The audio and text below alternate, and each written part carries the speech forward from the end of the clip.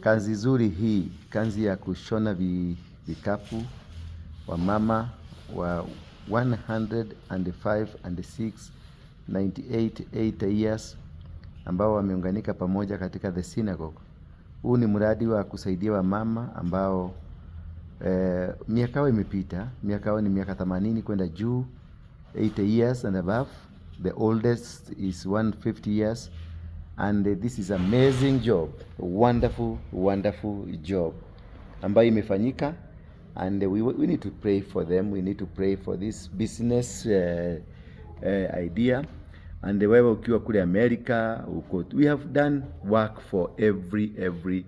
You can look there pale mbele, those are the colors of American flag, and also we have the colors for the British and the colors for every country. We have put them together and we have produced a massive good work. Support this work if possible.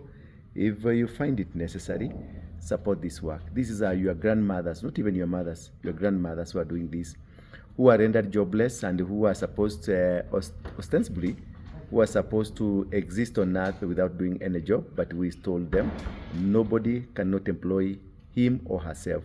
We need to be creative, we need to do something and change the whole situation for everybody and every person. So therefore, this work is under the control under the Mfalme wa Amani Foundation, and we are supporting elderly people to do their job. Even the men also, we have their own, the activities that they are doing. The young women, young boys, men, and everybody is doing something. You can also do something by supporting this work. God bless you for now as we get into the next phase.